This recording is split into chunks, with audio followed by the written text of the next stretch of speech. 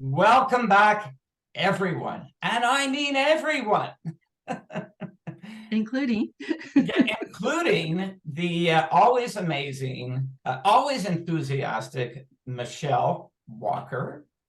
And Michelle has some highly enthusiastic, very enthusiastic stories to share with us today on something that I actually need a piece of paper here to outline what this thing is we're doing. Something I call Robert's search for wellness and well-being. Meet amazing experts like Michelle Walker, ready to support you and me change how we all feel for the better. And this is a series that I started a number of months ago. In fact, Michelle, you are the 10th episode. You are the 10th episode. That's double digits. Woo! Mark that down, everyone. There's some value to being the double digit lady, Michelle is unbelievably enthusiastic. And there's no way that I can match your enthusiasm. I love the art, all of the art that is on display behind you. Mm. You're from Ohio, but where you live has an interesting story, has a very interesting backstory. Listen closely as Michelle tells us a bit about where she lives. She lives in the state of Ohio, in the United States of America. And in what city? Wapakoneta. Wapakoneta. I think it's Native American for a river runs through it. Okay. No relation to the movie. No relation to the movie A River Runs Through It. But apparently, well, thank you for that. But apparently, the first man who landed on the moon, walked on the moon.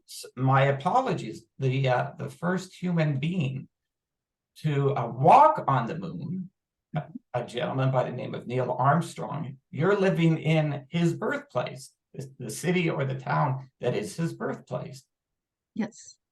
Yep. And is there a sort of a celebratory way that your city or town honors? Oh, Neil yeah. Armstrong? Yeah, in Wapakoneta, there's an Neil Armstrong Museum. So, and also every summer there's a moon festival, which is huge. And yeah, and also, did you know that the moon eclipse, lunar eclipse is happening in, I think, March or April, sometime soon. And Wapakoneta is the best place to see it. I have already booked my flight. Well, you better hurry up because all the couple motels that we have here are all filled up. So You know, my wife Sharon would be super pumped if we were there for that kind of event. Yeah. If you're watching today, we're here for the next 20 minutes or so. Michelle is here to share some of her thoughts around art, the art of creativity and honoring one's creativity as being something that's very good for your mental health, that contributes to the betterment of your mental health. And so why is that so, Michelle, who, by the way, teaches art? She also teaches art. So what is it about art and creativity that suggests this is good for your mental health? well, okay. I'll just tell you what happened with me. I always wanted to be an artist. It's something I always desired to do. And I remember feeling this overwhelming desire of wanting to be able to do it, to be an artist. But I had my own business as an interior designer, had young girls, two small children, and so busy that I couldn't do it. I didn't have the time to be able to do that. And there's this thing about having a desire to want to be able to do something and not acting on it. Hmm. Either you think, oh, I can't, I'm not talented, or I don't have time. But when we put a part of ourselves in the back seat, a desire like that, and not take action on it, it can actually pull you back in other things. Hmm. So I look back in my own lifetime, and there were things that I had opportunities to do, and I think, oh, I better not. Hold on, we're gonna stop because Hi, I can't get away from these lights. you're in the sun. Actually, you know what? We're not going to stop. It's all part of the fun here. And I couldn't focus on your story. It's like, what is this? They warned me when I purchased these kinds of curtains for your window. They say sun comes in. Okay, I think I'm going to focus now on what you said. Okay. Embracing art, embracing art, Okay. you embracing art. And make Me embracing art and doing the thing that I always wanted to do yes, opens up that space to be able to do more. So yeah, when we hold ourselves back and think that we can't, that's when you're denying your, well, yes, you know what I mean? You deny a part of yourself, a desire, and it doesn't matter if you're talented or not. It doesn't matter. Making art, and that's one thing I do. That's one thing I saw. Um, as an artist, my life started when I turned 50. I made a decision to become a professional artist, and I did what I need to do. And I actually went back to grad school when I was 50, and that's my whole life opened up. I went from this small town, Wapakoneta, that we have to like tell it's a really amazing place because you get to see Neil Armstrong's birthplace because it's flat and boring and we don't have any other features to look at. I got to see and experience a whole new way of looking at art and the world around me. But and that just one segment of your story. The idea of recognizing that being whole with yourself is about literally turning to and facing the creative the creative personality type that you are, and how you apply that to art in so many different ways, as I can see directly behind you. That in itself is good mental health. it's amazing. And I started off as an engineer. I began my life as a mechanical engineer, and I go to work and it felt soul crushing. Hmm. And it's interesting. I thought this is not what this, I can't do this anymore. You know, you're doing it, you're forcing yourself into something. I love the problem solving. I loved working through problems, but it was not how I wanted to live my whole life. And the thing about forcing yourself or denying yourself of who you are. And it's interesting you said I'm a creative person. Well, I spent way too many years not thinking I was creative. I was making art, but I didn't see myself as a creative person. And but I want to recognize two things here. Be it that I'm the creative personality type as well. I think creative people are their own worst critics, and Yes. very, very hard on themselves. But I also want to talk about, or give you a second to talk about the fact that you fully leaped into it at the age of 50.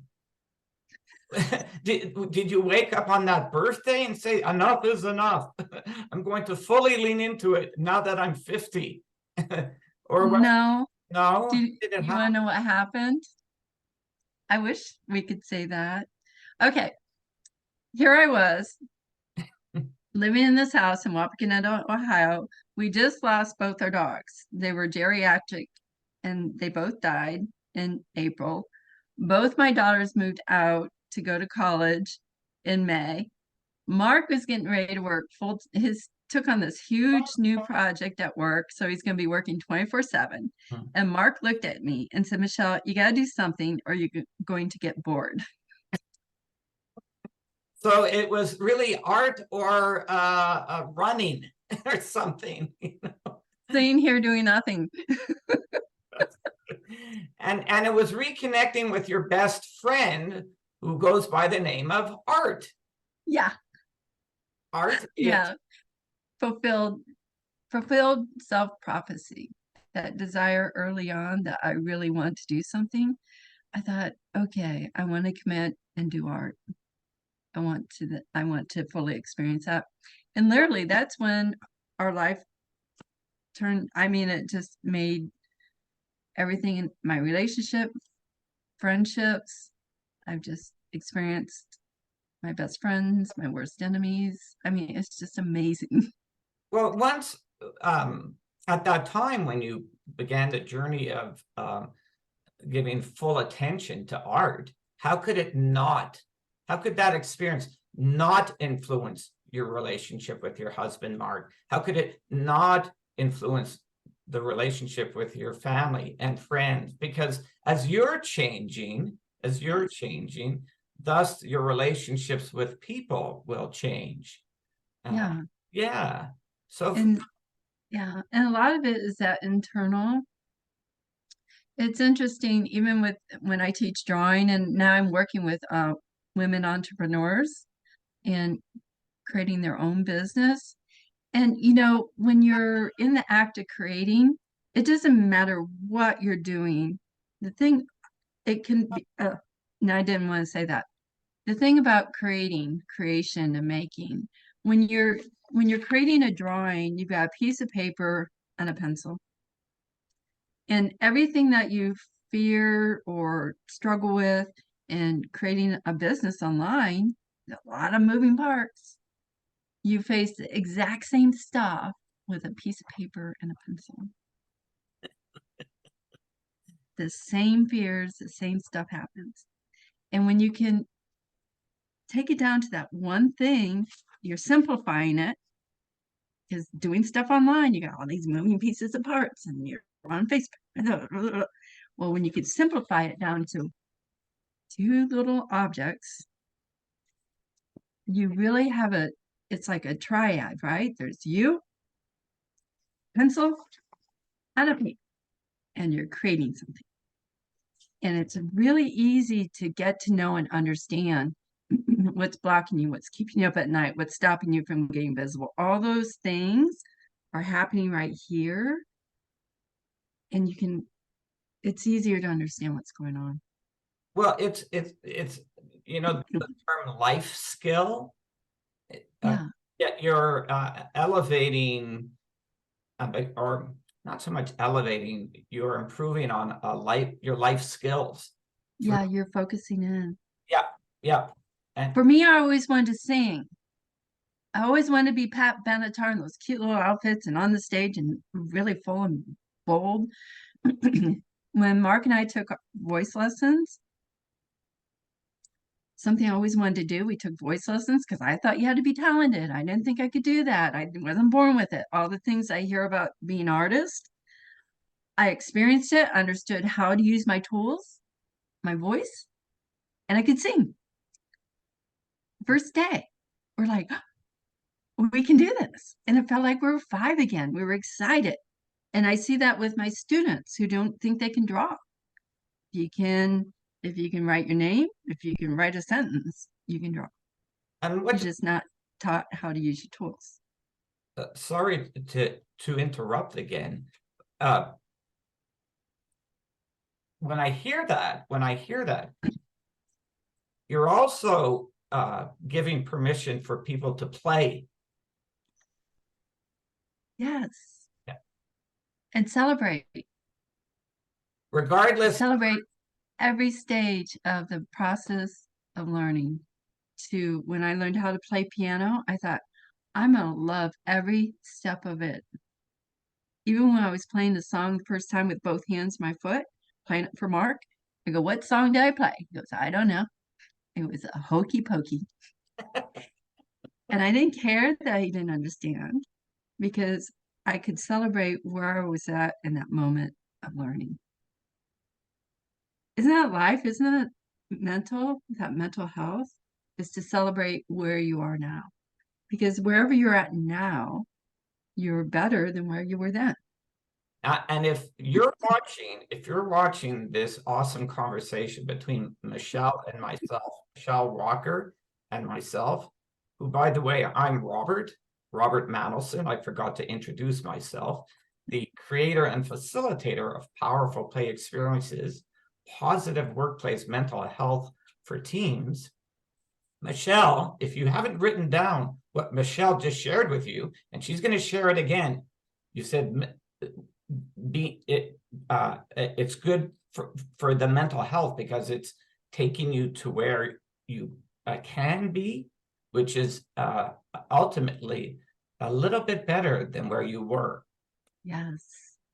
And that's one of the many values of engaging in art, be it engaging in play, but most importantly, engaging with that self of yours, that side of yours, which is truly you, and giving full attention to it.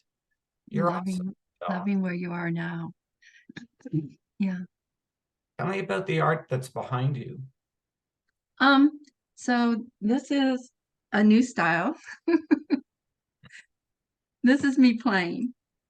And I always have to make things I can draw to I can draw to hyperrealism. I can make it look exactly what you see. I have that ability and that skill. And with painting, I'm always trying to, better my skills. That's something that, I love doing. I love spending the time at that, but allowing myself to play, to just react to what I see. And this is more from Wapakoneta. So that's a spot in your city. It's yeah, this is my friend's garden. And just being able to sit there and just play with the paint and see what would happen. Love that. I love that. Play with. But just playing with it. But you know what? I gotta tell you this. My dad had Alzheimer's and he was in memory care. It was really scary going into that. And one thing that I would do is I would take my sketchbook and when he would in memory care with Alzheimer's, you can go through different episodes. You could be happy and then angry like that. And when I'd go in and if he were stuck, if I would just open up my sketchbook, and the minute I'd open up my sketchbook, he would focus. I could appreciate or somewhat appreciate the story that you're sharing, be it that my father, suffered, and he did suffer with a disease known as Lewy body's disease. He is Oh, that's even worse. yeah, I best describe it as a combination of Parkinson's and Alzheimer. And how did you bring it all together? How did you arrive at the idea that if you brought in your sketch pad and invited your father to play, I that know he didn't play. He didn't draw with me. He didn't want to draw. He just would sit and watch me and we get really quiet. And then as I was drawing, we'd talk. And then sometimes he was a musician. He's a piano salesman. And people would come up and ask about what I was doing. So it would encourage people to come in and join in the conversation. And it was a way for me to go into this scary, unknown, what's going to happen place And I'd open my sketchbook and then just start drawing. And then it was way for him to slow down and watch. And it created this really quiet, intimate time between me and my dad. And, what's amazing with that, I lost my dad, but I gained the father I always wanted. Because while we were sitting there, when he would, even with Alzheimer's, he would give me, I'd be like, he's like, how are you doing? I'm like, not good. He goes, talk to me about it. And he listened and he gave me advice right up to the end. He was talking. And it was a beautiful time. It's when I say that the activities that you were doing with him, and I use that word activities very loosely, facilitated bonding on Yeah, a it was a bonding. level. So very interesting, very interesting. That because your example is proof that, on a very surface level, that play is the ultimate relationship connector, It opens a space for people to come in and to experience one another. And not to be like those others, but to be who you are. Which is what you and I are doing right here. Yeah. I could have turned off the video a few minutes ago when I went frantic. Suddenly was spotting my face, but I chose not to. I was so into what I was saying, I didn't see you moving around. Yeah, look, we've just distracted ourselves from a beautiful story in a moment. We're terrible, the two of us. We're on a great story there. Michelle Walker, you teach art. I do. To women entrepreneurs?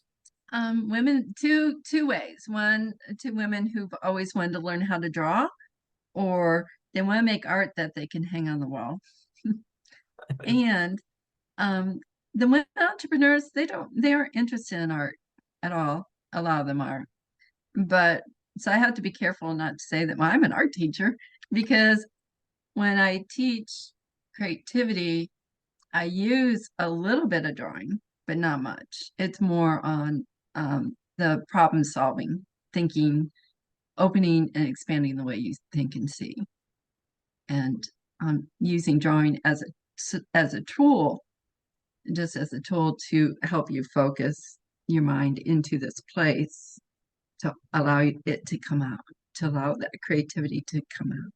And is this done online or in person? A little bit of both? A little bit of both, but I'm setting up an online, an art studio online or an art school that where I offer workshops, and and it's really exciting. It's a slow growth, just like everything, but I'm okay with that. I love teaching. I love to teach. I don't care what I'm teaching. I like to be in front of a group to create. Now I know how to use the words, right? The marketing words to create a transformation.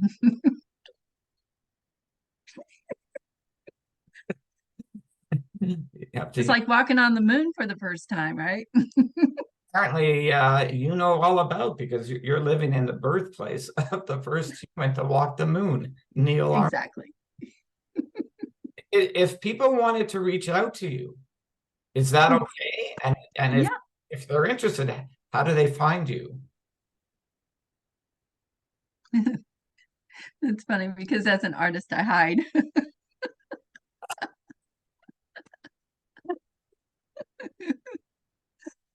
I've got a lot of art in my art studio. I need to get it out and sell it, but how do they find me? I'm on Facebook, but Michelle Walker.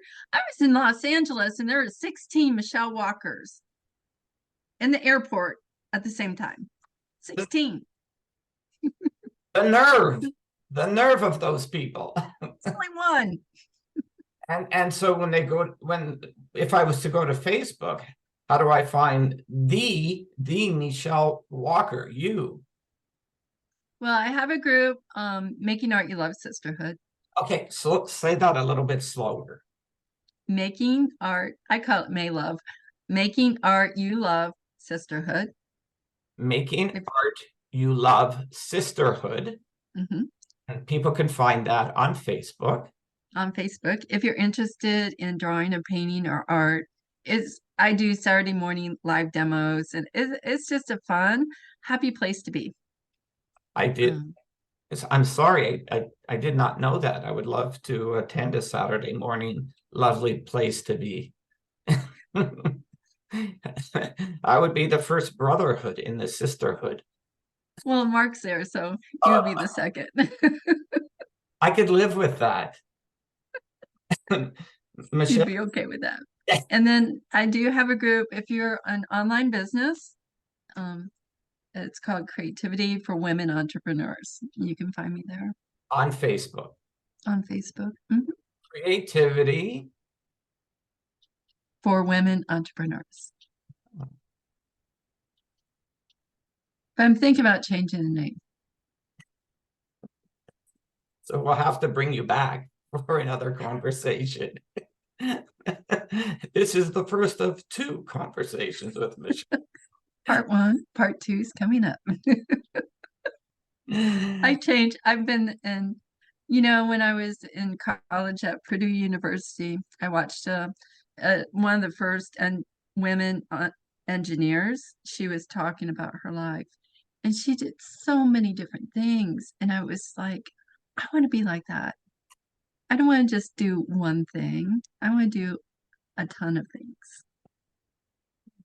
So you're a career counselor's dream client. That's what you are. I love school. She's Michelle at the age of 50 is not even thinking 50. She's thinking I took a Facebook test. I was 23 at that time. According to Facebook. I think we're all 23 if we're on Facebook. It's the same answer for everybody on that test. Okay, if you've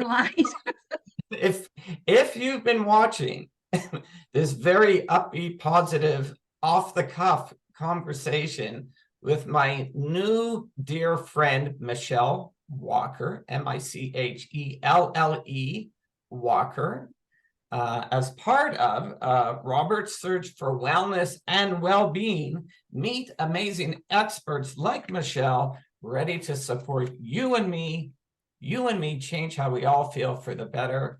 And you know what? I am feeling better. I don't know what better means right now. It might mean more happy, more energy, more readiness to continue the day, and all because we shared some time with your energy, your good energy. Thank you. Yeah. Well, thank you very much, Michelle. I'm going to turn this thing off. I'll find the off button somewhere, or pause the recording, and we can connect a little bit more. And okay. Thank you, everybody, for watching the 10th episode in this awesome series. It was nice meeting you all. Thank you. That was good. It says leave meeting. Let's see what it says. Or do I hit a pause button? What do you think? There's a circle on the bottom. It says record. Yeah. It says record. Yeah. Or if you go to 3 dots. Okay, I see it. Okay.